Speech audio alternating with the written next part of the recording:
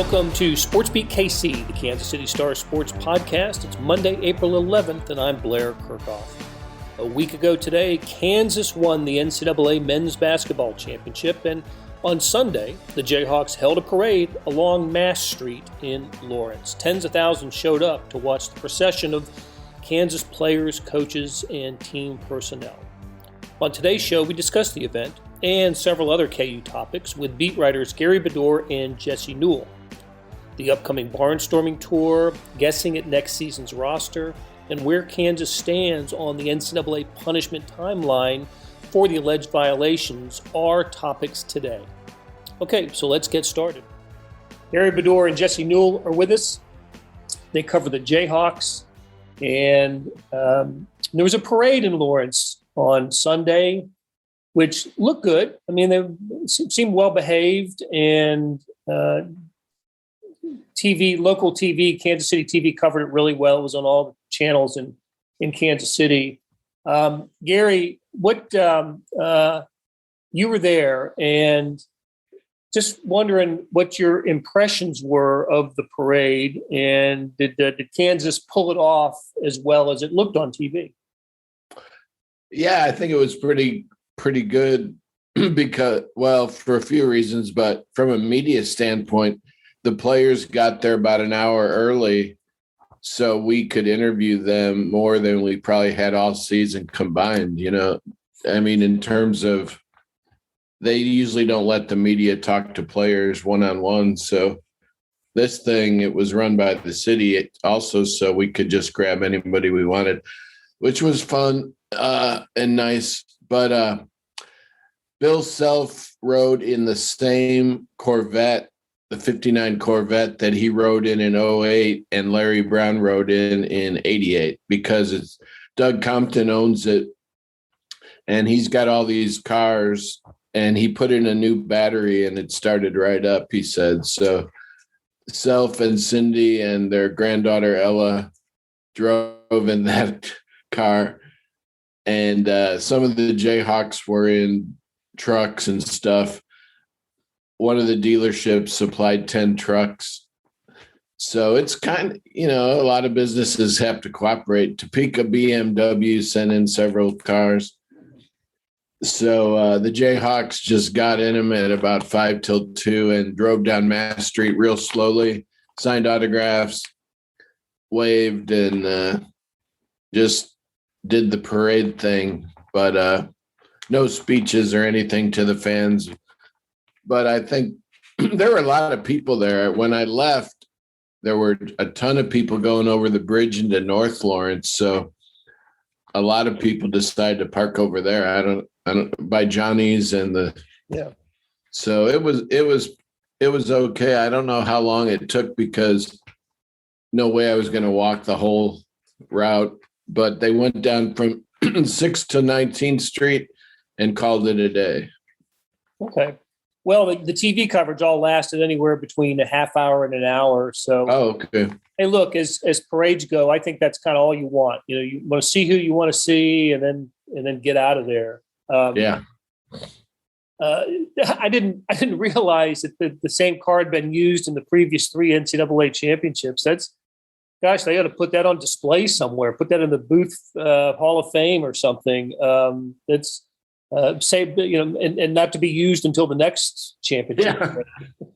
Yeah, yeah, they should. Compton should sell that, but I think he has emotional ties to it because he's Larry Brown's good friend and business partner, and he's real close to Bill. So, yeah, I don't know how many vehicles were in the parade, but it seemed like everybody had one. David Lawrence, the radio broadcaster, had one, and Chris Tyson I saw in one of them, VP of communications over there.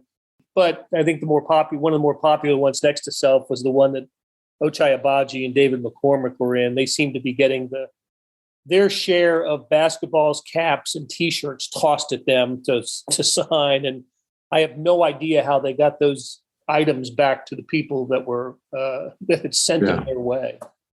They were throwing stuff into the cars, which was nice of the players to sign them. So fans, as you know, they want they want autographs more than anything. And at all the camps and different things they held, the popular part is the autographs. So they were good about signing stuff yesterday. I had to cover the Royals parade in 15 and the Chiefs after they won the Super Bowl in the 2019 season. And of course, there were varying crowd estimates for those events, anywhere from, well, I won't even dignify the overestimation, but somewhere in the hundreds of thousands. Was there any estimate for the Jayhawk parade yesterday? I haven't heard one, but the police said that one of the rallies had 70,000. So I doubt there were as many as those rallies. If you saw pictures of Mass Street, after the Final Four and after the title game. So who knows? They were 5 deep at some parts on the route, but maybe somebody else would comment. But if they had 70 for the celebration, I don't think there would be 70 yesterday. Right. Okay. Well, next up for Kansas in terms of some kind of gathering would be the barnstorming tour. Now, Kansas has been doing this for as long as I've been here, maybe even before that. Maybe that's another practice that started with Larry Brown. I seem to remember in the early Roy Williams years, Kansas would barnstorm. Of course, barnstorming is when back then it was just the graduating seniors who would tour the state, play exhibition games against often alumni teams. And it was the first chance for them to make any money off of their, off of their skills or likeness. And but after not having this barnstorming for a couple of years, that KU is back at it. They're going to, I think, the Wichita East High School is the first stop on April 23rd. But what's going to happen at these barnstorming tours, Gary? Who's going to play, or are they going to play, or how are these days going to unfold? The barnstorming, like you said, was the seniors would play an all-star team. Like, let's say the Wichita All-Stars, guys who went to small schools and stuff. Well, there'd always be a preview article in the Hayes paper. So we're not picking on Hayes or anything. And the players saying, oh, we're going to beat the Jayhawks. We don't care. Well, then you show up and the game is a joke. It's like the Globetrotters. The Jayhawks come out handing out pizza, pulling little kids from the stands. It's just another love fest for the fans. It's not really a game. They call it a game. This year, all 18 can play because of NIL. So KU cannot advertise the game.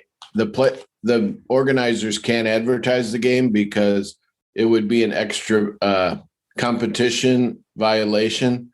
So they'll just throw the word game in somewhere on the poster, and it'll be like Bill Self's camp where the players will bust out into drills and a scrimmage. And they can't keep score. That doesn't mean the fans can't, but the big thing for fans is it's a 90-minute autograph session before they even do a clinic. So they sell it now as a clinic. Well, they're still going to call it barnstorming and they're still going to play a little bit, but the hook is the 90-minute autographs to start it. Jesse, did you ever cover one of those? A little bit recently. I've just gone with Gary before to some of these local ones, but you're right that it went back to the Roy days, because I remember going to one way back in the day where in Emporia growing up, where Greg Ostertag showed up, and that was the tallest human I had ever seen. And it was a weird one. I don't know. I think he got frustrated with something, ended up chucking his shoe into the stands. But Gary's right. Usually it doesn't remain that competitive. It kind of gets to be like a sort of Globetrotter-esque sort of exhibition. But mostly people want to come out there, take the photos, get selfies, get autographs, that sort of thing. And the difference this year is just you're able to bring in more people now. It doesn't have to be the seniors. It can be anybody. So good for the Jayhawks to be able to take advantage of that. And I'm sure that all these things will be well attended, especially because they just won the title. Ostertag used to have a golf tournament in Lawrence. It lasted 3 or 4 years right after he was in the pros. Well, it might have been the same year you saw him. They advertised to come out to the park where Ostertag was going to have a little clinic with the Boy Scouts or something. So I went out there early in the morning, and I think Greg probably was up all night or whatever. So he shows up for the clinic. And I love Ostertag and not ripping him, but he said, I'm going to show you all how to block a shot here. And he gives this little kid the ball. The little kid, he goes, shoot it. The little kid shoots it. Ostertag blocks it, knocks it into oblivion. And he knew that everybody was like, oh, my goodness. So to salvage it, he picked up the kid and let him dunk it. But Greg somebody dragged him there, and that was his clinic. He just blocked the heck out of the shot. And Greg, I do like him a lot. I talk to him once in a while. He's the oldest, tallest hockey player ever known to man. He plays hockey in Texas. I didn't know that about Greg. And he raised some money during those golf tournaments for charity, but those golf tournaments usually die out. Mario's actually has finally, I believe, ended. He had about 15 of them. I could go back to Greg for a second. I didn't see him throw a shoe, but I did see him in an NCAA tournament game toss his retainer across the court. He actually slid it. It popped him in the mouth, and it messed up his retainer, so he took it out and slid it across the court to the Kansas bench. Well, I'm glad my memory of him throwing things is not off then. So we are confirming this right now. Oh, he was quite the personality. Okay. Hey guys, let's take a break, and we've got a couple other topics to hit when we come back. Hey, it's Blair. We have a special subscription offer for SportsBeat KC listeners, unlimited digital access to the Kansas City Star's award-winning sports coverage.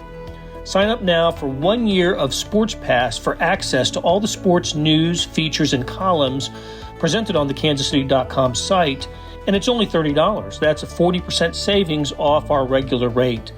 Your subscription will automatically renew after the initial term at $50 unless you tell us to cancel. Your subscription helps support the sports coverage of kansascity.com and the Kansas City Star, and that support has never been more important. Please visit kansascity.com/SportsBeatKC offer to get this special offer. And as always, thanks for listening. All right, we're back with Jesse Newell and Gary Bedore, who cover Kansas. We're talking Jayhawks. It was a week ago today, guys, that Kansas won the national championship, beating North Carolina in a comeback for the ages. And Kansas celebrated with a parade on Sunday, as we mentioned. Do we know why the parade was Sunday and not Saturday? It seemed like Saturday would have been I don't know, weekend day. Is there a reason it was Sunday and not Saturday?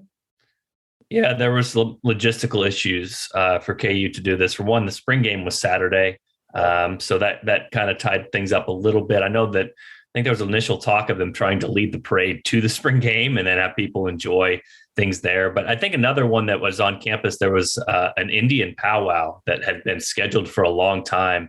And, the logistics, again, of bringing in a lot of different people to town and then having that sort of anchor on top of it was some of the logistical issues, especially since that was taking place on campus. So I think they ran into a few issues with that, but that's the reason that it got to Sunday. But I think, as Gary can attest, I think it all worked out pretty well. And Sunday was a beautiful day for a parade.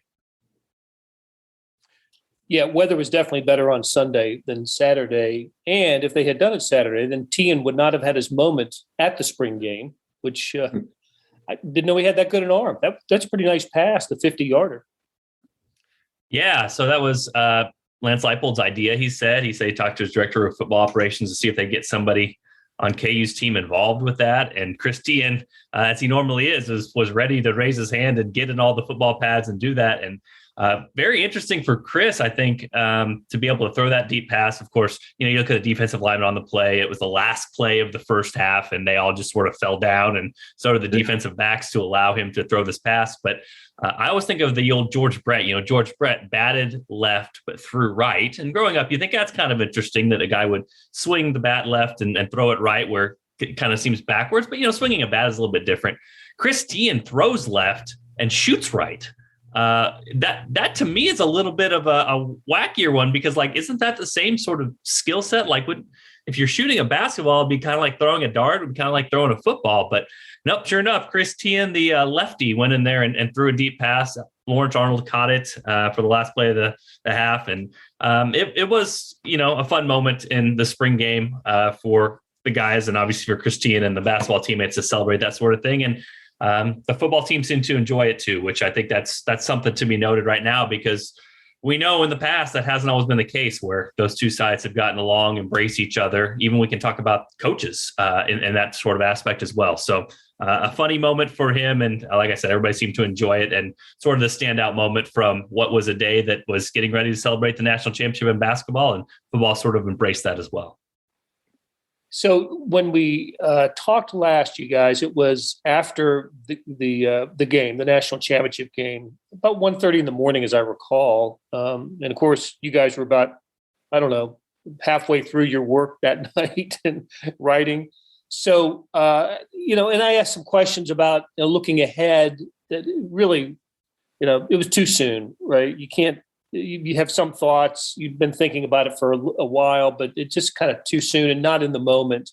So with a week behind us, we having advanced a week, let's try to go there again. And Gary, just tick off the names of the players who absolutely will not be in a Kansas uniform next season because of eligibility, or just they're a handful. Who is definitely not going to be with Kansas next year? That would be Ochai, Remy Martin, Mitch Lightfoot, Jalen Coleman-Lands, and then your walk-on Tien. I think that's it. And then DeJuan Harris is back as a starter returning. McCormack could come back if he wanted to for his super senior year. Christian Brown, Jalen Wilson probably will test the waters, you would think. And they got 4 recruits coming in that 3 were McDonald's All-Americans. So a lot of unknowns still. Bill Self meets with all the players, I think, starting this week. And they talk about their futures and tell Bill what they're thinking. So usually there's transfers. Don't know if there will be this year. Usually there's NBA testing of the waters. You would think there will be a couple guys do that at least. And recruiting, the portal now, is full already. So Bill needs to know so he can hit the portal if he needs to. Right. And there's that other kind of level of player, the freshman this year, the Zach Clements, and what the recruiting class of 2022 that all have, those are the probably any more the primary portal candidates, aren't they? Guys that recruits who didn't play much this year. Yeah. And Pettiford's one of those. Because we never really know how happy they are, or how happy Bill Self is with them, or he's a pretty good judge of talent. So, they don't run guys off, so to speak, but I'm sure if some guys in the past have left, that he probably probably told them they didn't project minutes wise, to do much. So they've had a ton of transfers both ways, in and out. And that's the way it is in modern hoops. And like I said, we don't really know if the current freshmen are just loving life here or want won 30 minutes somewhere. So we just wait and see as it becomes more and more like Bill is a coach / general manager. Right. So Jesse, I wonder how much, especially with players like Christian Brown and Jalen Wilson, how much I think they owe it to themselves to have an Abaji-like approach to the NBA. You get tested and evaluated, and if it doesn't work out, you come back. But how much does NIL possibly play a role in a player who, is could be a marginal NBA prospect, but is a guaranteed star in college and has value? His name, image, and likeness has value, especially in a place like Lawrence. That's something that, guys like Jalen Wilson and Christian Brown have not had to consider previously, but now it seems like if finances are, important, that's an option for those players. Yeah, I think it changes the math for the guys that are like fringe second round, potentially undrafted, have to go do that sort of thing. And so I always think back to Dedrick Lawson as the one example to me where he just left Kansas and potentially had another year left, but, just went because he needed to turn pro when he was old, and, you just move on, that sort of thing. Wayne Selden might have been another example. He kind of moved on just because it was sort of time for him. He'd been there 3 years. He was expected for a while to stay there 1.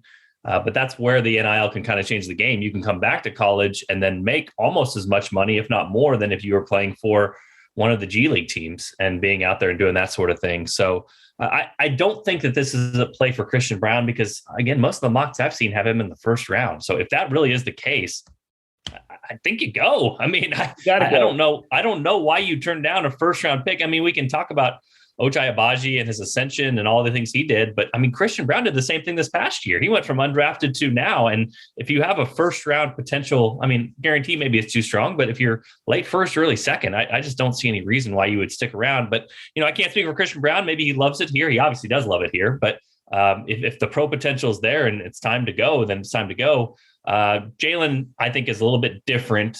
He obviously improved this past year as well, but I haven't seen him on as many draft boards. So he might be one more kind of like you're talking about, Blair, where potentially the NIL is the sort of thing. If he comes back to Kansas and does that sort of thing, he can make enough money to make it worth his while still remaining a star at KU and enjoying his time here.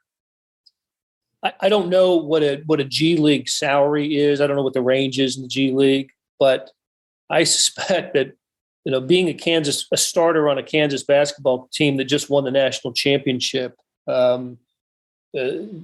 financially that could be matched. We're talking tens of thousands of dollars for a player. So something to consider and to keep an eye on as players make their decision. Jesse, let's talk a little bit about the Independent Accountability Resolution Process, the IARP. Nobody knows when we're going to hear anything. I think of all of the handful of cases that have been heard by the independent committee or the committee, only one has been resolved. Right, that's the North Carolina State penalty that I think it was handed out in December, late December, I want to say.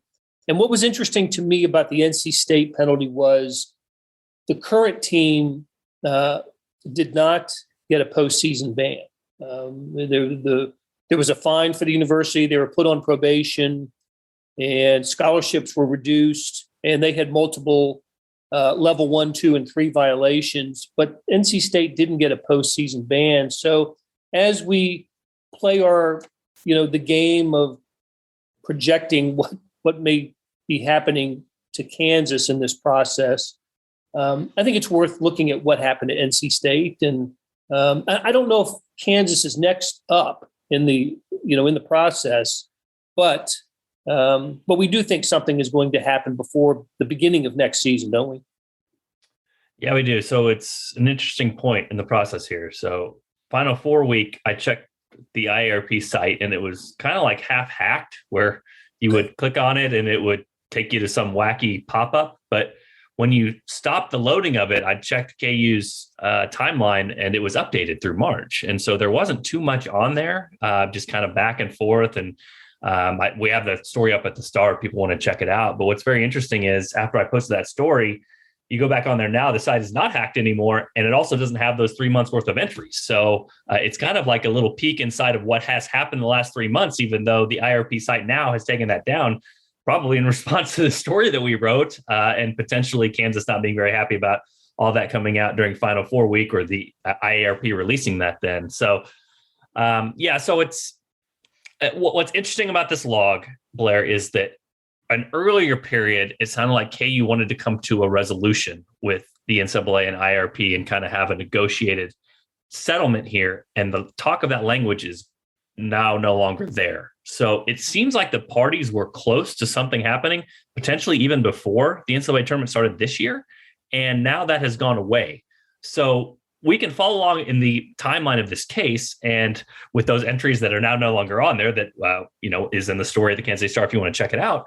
But that doesn't have on there a hearing. It doesn't have on there some of these steps that need to happen in the process if this thing is going to absolutely be seen all the way through. So I agree with you, Blair. They're trying to get this thing done. Mark Emmert, the president of the NCAA, said that these things have taken too long. Whatever the hiccup was, it seemed like Kansas and the IRP and the NCAA were on track to have something completed, and then it fell apart. And now they're still sort of on track, at least at this moment, to complete this thing here in the next few months. But like I said, for that to happen, we've got to see a hearing on there. We've got to see certain steps take place. So it seems like potentially that this thing will be done before next season, but is not close to done right now, at least as it stands at this current moment without there being a negotiated resolution. So we will continue to hold on and see when the official updates come on that particular website. But maybe not as imminent as we once thought, but that's sort of where this thing stands. And you talked about I think that what they like to talk about is punishing the adults in the room is the sort of thing. And so potentially that might be what happens here is that Bill Self and Curtis Townsend would face most of the penalties punishment if they were found, guilty or whatever of these charges rather than the current team. But then again, this is the granddaddy of all of the cases. This is the case that everybody's eyes are on. So if Kansas does not get a postseason ban, I think there's going to be a lot of unhappy people out there. So again, something interesting to track, but I think we will know here in the next few months. All right. And so the other schools that are in the process are, I think Memphis is one, Louisville, and I think Arizona, along with Kansas. LSU too, Blair. Remember, Will Wade, they got their amended notice of allegations and they fired Will Wade, gotcha. The head coach. Okay. Well, very good. Well, we'll link to to your story, Jesse, and also to all the parade coverage by Gary Bedore. And as always, great catching up with you. And we will do it again when there's news to talk about. Thanks, guys. That'll do it for today. Thanks to Randy Mason for producing today's show and to the SportsBeat KC staff of Monty Davis, Jeff Rosen, and Chris Ficken. I read our KU coverage along with stories about the Masters, the end of the NBA regular season, the busy day in baseball and auto racing in the morning sports edition. It's great stuff. Go to kansascity.com and the subscription tab at the bottom for more information. Thanks for listening, and we'll be back soon with another SportsBeat KC.